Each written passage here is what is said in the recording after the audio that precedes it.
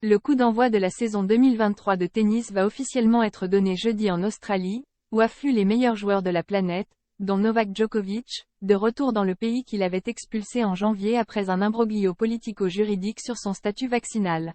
39 jours seulement après le Master qui referme traditionnellement la saison, le banc et l'arrière-banc des circuits ATP et WTA ont déjà refait leurs bagages et écourté les fêtes de fin d'année en famille. Direction Down Under, où se déroule à partir du 16 janvier le premier tournoi du Grand Chelem, l'Open d'Australie.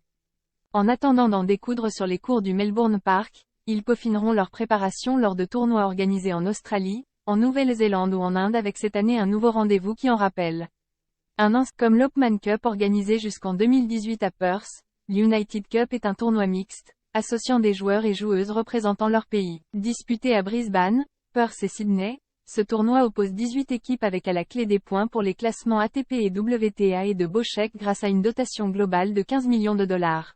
Je vais tenter d'oublier l'épreuve a séduit la N1 mondiale Iga Swiatek, l'Espagnol Rafael Nadal, N2, la Française Caroline Garcia, N4, le Norvégien Casper Ruud, N3, ou encore le Grec Stefanos Tsitsipas, N4. Si l'épreuve est nouvelle, Swiatek l'aborde avec appétit, consciente qu'elle est désormais la joueuse à battre. C'est comme si tout repartait de zéro. Je vais tenter d'oublier tout ce que j'ai accompli en 2022, a expliqué la Polonaise qui a survolé la saison dernière avec 8 titres, dont 2 majeurs, Roland Garros et US Open.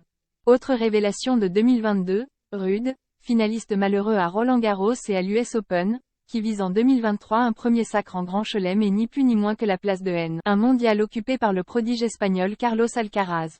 Si je peux devenir N1 mondial, c'est peut-être dans un futur proche, si je réussis une bonne tournée australienne, a estimé Ruud, qui affiche tout juste 1000 points de retard sur Alcaraz. À 36 ans, Rafael Nadal a déjà tout gagné, dont 22 titres du Grand Chelem, mais n'est pas prêt à raccrocher malgré une douleur récurrente à un pied. Les derniers mois n'ont pas été faciles pour moi. Mon principal objectif est maintenant de retrouver de bonnes sensations sur le court, être compétitif, a assuré mercredi Rafa qui a balayé l'idée selon laquelle l'Open d'Australie 2023 serait le dernier de sa carrière. Je ne pense pas que ce soit ma dernière fois ici. Je suis heureux de faire ce que je fais. J'aimerais continuer de le faire, a-t-il insisté, tout en reconnaissant, tu ne sais jamais quand ce sera la dernière fois.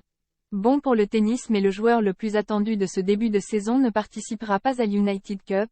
Novak Djokovic est arrivé mardi en Australie et prendra part à partir de dimanche au tournoi d'Adélaïde. Le Serbe retrouve l'Australie après y avoir vécu en 2022 l'épisode le plus sombre de sa carrière.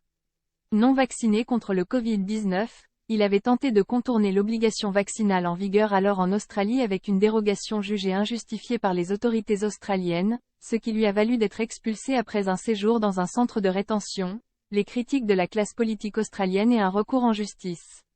Son retour ne semble, pour le moment, faire que des heureux. C'est bon pour le tennis, bon probablement pour les fans, a ainsi déclaré Nadal.